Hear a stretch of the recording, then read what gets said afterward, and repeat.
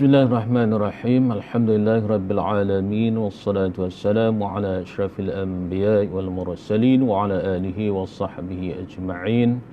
Wa qala rabbi shrah li sadri wa yassir li amri wa hlul 'uqdatam min lisani yafqahu qawli wa ba'd. Assalamualaikum warahmatullahi taala wabarakatuh. Sekali lagi kita bertemu dalam perbincangan kita dalam kitab Aqidatun Najin, dan kita telah pun berbincang dalam kata kunci yang disebut oleh sahibul matan sebagai wa'lam.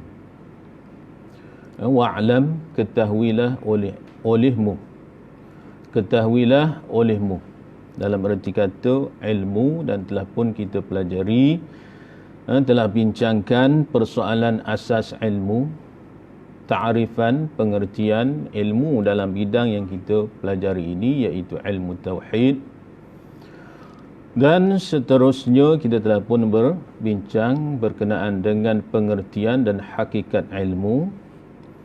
Dan seterusnya, sebelum ini yang terdekat dengan kita ialah berkenaan dengan sumber ilmu. Maka pada kali ini kita teruskan dengan perbahasan ataupun perbincangan yang masih lagi dalam bab yang berkait dengan ilmu ini, sebagai muqaddimah, pendahuluan untuk pembelajaran pengajian ilmu tauhid. Kata al-musannif, qala al-musannifu rahimahullahu ta'ala wa nafa'ana bi'ulumihi fid darain amin. Bermula ilmu yang hasil dengan salah suatu. Muka surat 6. Bermula ilmu yang hasil dengan salah suatu daripada tiga perkara itu. Ada kalanya tasawur dan ada kalanya tasdik. Jadi ilmu yang diperoleh melalui salah satu ataupun daripada ketiga-tiga sumber ilmu yang telah kita bincangkan sebelum ini, iaitu yang pertama, khabar sadiq. Khabar sadiq ialah ilmu wahyu lah, senang untuk kita faham, daripada wahyu secara naqli, daripada Al-Quran, As-Sunnah, dan perkhabaran secara mutawatir. Seterusnya yang kedua ialah akal yang sempurna, dan yang ketiga panca indera yang lima. Jadi ini adalah sumber-sumber ilmu yang mana telah pun kita bincang sebelum ini. Dan pada kali ini perbahasan penghasilan ilmu yang terhasil daripada sumber-sumber ini dalam dua bentuk. Pertama, tasawur. Yang kedua, tasdik. Jadi ini permasalahan kepada kita yang biasa ialah permasalahan istilah. Permasalahan yang berkait dengan istilah. Istilah yang mana penggunaan di sini ialah istilah ilmu mantik ataupun ilmu logik. Ilmu mantik ada perbahasan berkenaan dengan tasawur dan tasdik. Secara mudah, tasawur maknanya gambaran. Tasawur ini maknanya view, sudut pandang ataupun gambaran, pandangan, gambaran yang kita nampak pada sesuatu perkara ataupun perkara yang kita terima dalam bentuk maklumatnya. Dari sudut maklumat kita terima berkenaan dengan sesuatu perkara. Tasawur. Dalam pengajian sekarang masih ada subjek namanya tasawur Islam. Tasawur Islam maknanya kita sebut sebagai gambaran mengenai Islam. Nah, itu kalimah yang membawa makna maklumat, kumpulan maklumat yang kita terima, yang mana kita boleh gambarkan. Dan yang kedua, tasdik, iaitu keputusan. Sama ada kita membenarkan gambaran itu ataupun menidakkannya. Mengiya atau menafikan sesuatu perkara ataupun sesuatu maklumat yang diterima. Jadi apabila kita dapat maklumat, gambaran umum ataupun gambaran tentang sesuatu perkara, jadi itu adalah maklumatnya. Keputusan sama ada kita mengiyakan, menerima maklumat itu sebagai benar, ataupun kita menidakkan dengan menafikan maklumat tersebut dengan menghukumkannya tidak benar. Dalam satu sudut yang lain mungkin kita boleh katakan sebagai tasawur ini ialah perkara yang dibawa kepada kita, dan tasdik adalah penghakiman ataupun keputusan yang kita buat terhadap perkara itu. Mungkin agak sukar sedikit untuk kita faham, tetapi boleh belajar lagi dalam proses ini. Nak boleh faham bukan terus secara belajar ini terus faham, mungkin bertahun-tahun untuk nak faham perkara ini, kerana ia melalui perbincangan dan juga praktikal amalinya dari sudut pengalaman dalam pengajian. Baik, kata pengarang ada dua perkara. Yang pertama, sama ada tasawur ataupun tasdik. Maka pengarang menyatakan, maka erti tasawur itu mendapat akan suatu serta tiada dapat memutuskan hukum pengenalan itu dengan nafi dan isbat. Kan payah sikit. Dapat satu gambaran, tak boleh nak tentukan sama ada diterima ataupun ditolak, diiyakan ataupun dinafikan.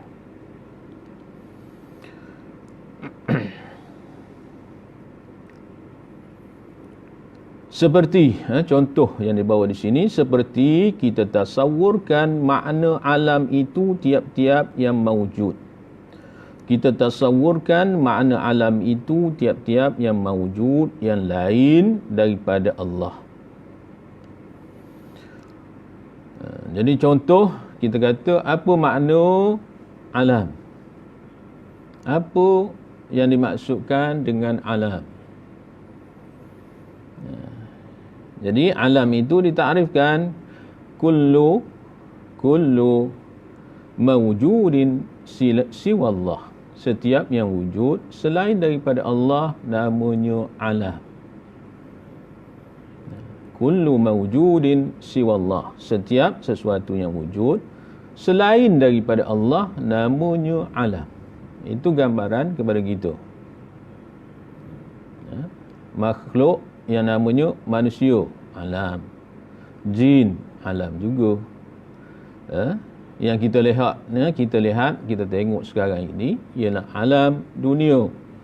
Dengan manusia, haiwan, tumbuhan, batu-batan dan sebagainya. Itu adalah alam. Jadi gambaran kepada setiap perkara ini akan menghasilkan pandangan kita. Apabila kita sebut manusia, maka kita dapat gambarkan manusia ini berjalannya dalam keadaan berdiri sebagai contoh. Berjalan secara berdiri. Ada haiwan berjalan berdiri dengan kakinya 4 contoh. Jadi gambaran yang kita ada. Jadi setiap gambaran itu namanya tasawur. Dan arti tasdik. Seterusnya, pengertian kepada tasdik.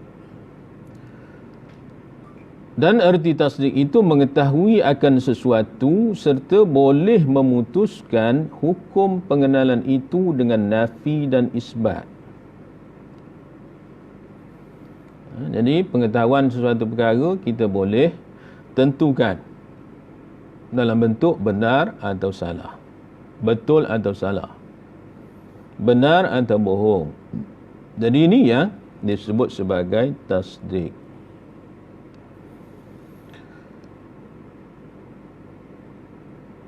Jadi yang kita sebutkan di sini, tasdik mengetahui akan sesuatu serta boleh memutuskan hukum pengenalan itu dengan nafi dan isbat. Contoh, seperti kita ketahui kidam bagi Allah, maka kita hukum sabit kidam baginya dan nafi daripadanya baharu.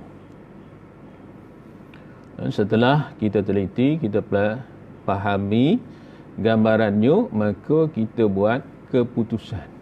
Maka di situ namanya tasdik. Ini perbahasan dalam ilmu mantik, dan kita tengok dalam bab yang berkait dengan keputusan ini ada kaedah yang disebut al-hukmu ala syai'in far'un an tasawwurih. Al-hukmu ala syai'in far'un an tasawwurih. Hukum terhadap sesuatu berasaskan kepada adalah merupakan cabangan daripada tasawurnya, gambarannya. Hukum kita terhadap sesuatu adalah berdasarkan kepada gambaran yang kita peroleh. Contoh klasik yang berkait dengan orang buta melihat gajah. Melihat. Orang buta tak boleh lihat gajah. Orang buta tak nampak gajah. Dia hanya pergi dekat gajah. Orang bagi tahu ini gajah. Orang buta yang pegang telinga dia kata gajah ni lebar, rupanya nipis je.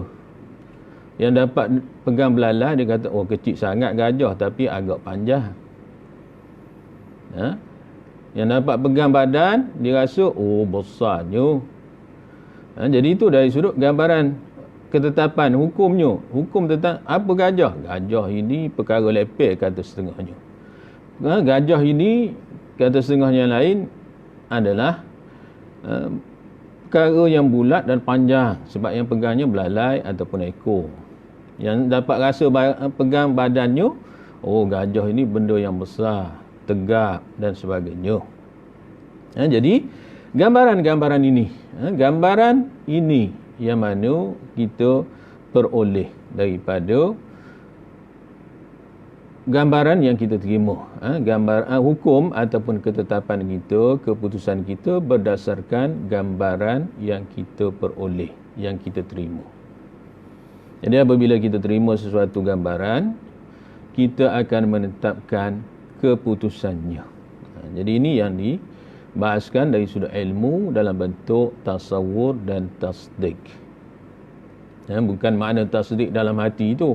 Ketetapan hati itu secara pasti. Nanti kita akan ada juga kalimah yang namanya tasdik tadi. Jadi dalam tasdik ini adalah keputusan. Mungkin juga apabila kita beriman, kita sebut tasdik di dalam hati. Tasdik menetapkan, memutuskan dalam hati. Kenapa? Setelah kita buat penelitian terhadap dalil-dalil yang menentukan, dalil-dalil yang menentukan kewujudan Allah Subhanahu wa taala. Jadi itulah sebahagian daripada perkara yang disebut bentuk ilmu yang terhasil. Ilmu yang terhasil dalam dua perkara. Yang pertama tasawur, gambaran. Yang kedua tasdik dalam bentuk penafian ataupun pengisbatan, iaitu keputusan terhadap sesuatu gambaran, sama ada ia ataupun sebaliknya. Jadi itu adalah sekilas berkenaan dengan ilmu yang terhasil. Baik, seterusnya kata pengarang syahdan. Syahdan. Ini dalam kitab lama, perkara yang kita mungkin kalimah yang jarang kita dengar, syahdan. Namun pada bahasa lama mungkin maknanya setelah itu juga. Pada saya melihat kepada ungkapan-ungkapan ini ialah maknanya setelah perbincangan yang kita buat agak panjang sebelum ini, maka satu penarikan perhatian, satu usaha untuk tarik perhatian, kalimah yang digunakan ialah syahdan. Mungkin kalau ada pakar-pakar bahasa boleh kongsikan apa maksudnya dengan kalimah syahadan ini lebih terperinci.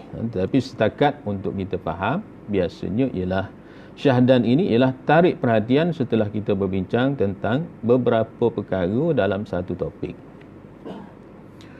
Syahdan bermula hukum pada belajar ilmu usuluddin. Hukum belajar ilmu tauhid. Hukum belajar ilmu akidah.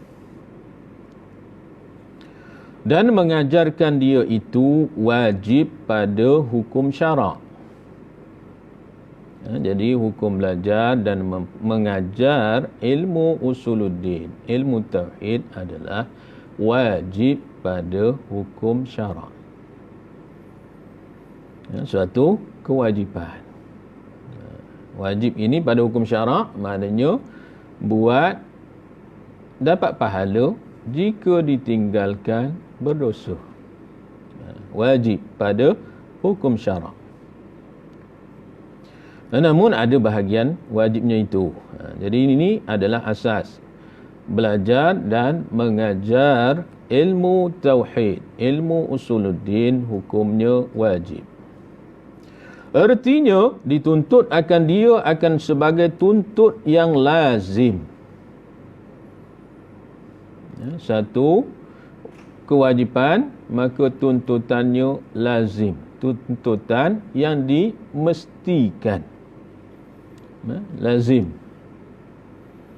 satu yang dilazimkan, dimestikan, satu kemestian, tiada dimudahkan pada meninggalkan dia. Tidak mudah, maknanya tidak boleh ditinggalkan. Dari sudut belajar dan mengajar ilmu usuluddin ataupun ilmu tauhid, ilmu akidah ini. Cuma bahagian wajib itu macam mana? Kemudian maka dibahagi akan wajib pada syarak itu atas dua bahagi. Jadi hukum belajar dan mengajar adalah wajib. Wajib dalam erti kata apa? Yang pertama wajib fardu ain. Wajib yang fardu ain pada belajar. Fardu ain secara setiap individu diwajibkan mengetahuinya.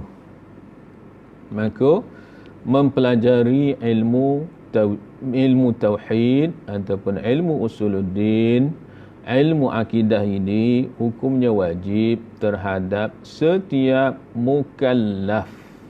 Setiap mukallaf, orang yang ditaklifkan, dibebankan hukum syarak, wajib dia belajar. Mukallaf secara mudah kita sebut sebagai orang yang aqil, berakal. Yang kedua, baligh, yang sudah cukup umur. Jadi wajib belajar. Setakat mana? Setakat mana nak belajar ilmu usuluddin ataupun ilmu tauhid, ilmu akidah ini sampai mana? Setakat mana? Sampai ke mana kena wajibnya belajar? Wajib belajar sampai ke tahap mana? Bermula qadar yang wajib fardu ain, mengetahui dia itu, iaitu barang yang mengeluarkan mukallaf daripada taklid kepada tahqiq. Dan iaitu mengetahui yang wajib bagi Allah 20 dengan tafsil, dan yang mustahil atasnya 20 dengan tafsil, satu-satunya dengan dalil. Dan jikalau dengan dalil ijmali sekalipun, seperti isbat aqaid yang 20 itu dengan dalil baharu alam ini, serta lemah ia daripada menetapkan dalil itu daripada pihak baharukah, atau daripada pihak imkankah, atau pihak keduanya. Dan lemah pula hendak menolakkan syubhat yang datang, ia hendak membinasakan dalil yang ia mengambil dalil itu. Jadi tahap pembelajaran ilmu tauhid yang menjadi kewajipan, yang wajib untuk kita pelajari. Jadi ini disebutkan kewajipannya apa? Setakat mengeluarkan seseorang daripada taklid kepada tahqiq. Bab taklid ini, perkara yang berkait dengan taklid ini kita telah pun bincangkan. Tidak keyakinan yang tidak mempunyai dalil. Jadi nak keluarkan daripada taklid ialah belajar sehingga mengetahui sifat-sifat Allah yang 20 dan dihimpunkan dalil secara ijmali, secara keseluruhan, secara umum, dalil umum. Belajar sifat 20, dalilnya satu, baharu alam ini. Satu je dalil yang menghimpunkan 20 sifat tadi, semuanya disandarkan kepada dalilnya baharu alam ini. Itu sudah memadai bagi peringkat mengeluarkan daripada tuntutan fardu ain. Belajar sehingga mengenal Allah dengan dalil yang umum. Meskipun tidak boleh faham dalil itu secara terperinci. Wujud dalilnya alam ini, kidam dalilnya alam ini. Apa beza dalil wujud dengan kidam pada dalil yang sama? Bagaimana hendak menerapkan dalil? Jadi apabila kita kata dalam isu pendalilan, ialah sebagai satu operasi dalam ilmu mantik.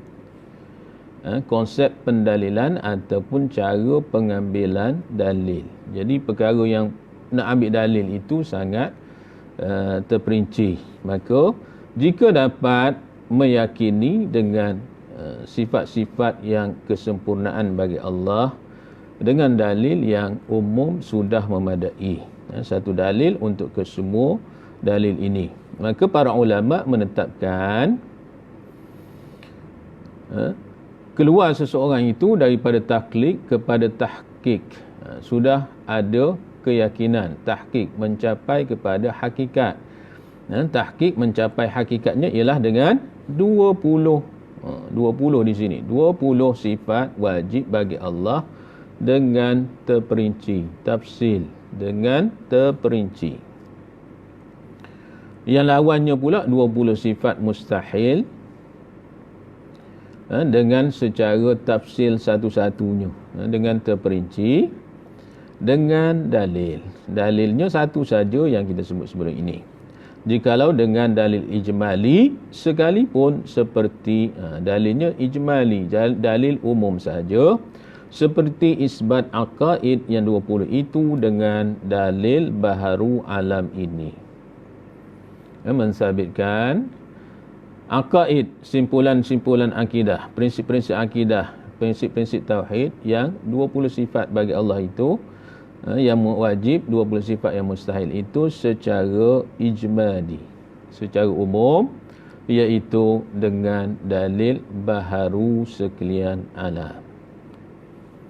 Meskipun orang itu sudah dikira tahqiq, tidak menjadi taklid lagi, meskipun dia lemah pada menetapkan dalil itu. Nak letakkan dalil itu, masih belum memahami kaedah-kaedah untuk mengoperasikan pendalilan. Sama ada dari sudut baharu ke alam ini, dari sudut imkan, boleh ada, boleh tidak ada, dan juga dari sudut baharu dan imkan sekali, kedua-duanya sekali, ataupun dalilnya tidak boleh dioperasikan dengan baik dan dia masih lagi tidak mampu untuk menolak syubhat ataupun keraguan-keraguan yang ditimbulkan. Keraguan yang ditimbulkan tidak boleh dijawab. Saya tak boleh nak jawab apa yang ditanya, tapi saya faham bahawa Allah ini bersifat dengan 20 sifat kesempurnaan. Saya yakin sebab saya terima daripada sumber yang saya boleh percayai. Maka buktinya adanya alam ini. Dalilnya ada alam ini. Bagaimana nak mendalilkan? Masih lagi tidak boleh diperincikan. Sudah memadai pada peringkat ini. Namun kalau kita dapat teliti lebih baik, lebih lanjut, lebih baik lagi untuk kita dapat kita peroleh memahami dengan lebih baik dalam perkara ini. Jadi pada kali ini kita telah pun berbincang berkenaan dengan dua perkara yang diterima dari sudut ilmunya. Dari sudut ilmu, dua perkara yang kita perolehi. Ilmu yang diperoleh itu dalam dua bentuk. Dua bentuk ilmu yang kita peroleh, sama ada tasawur ataupun tasdik. Itu dalam bab ilmu. Dan perbincangan hukum mempelajari ilmu tauhid ataupun usuluddin ataupun ilmu akidah ini pada umumnya, di peringkat umum adalah wajib belajar dan mengajarkannya.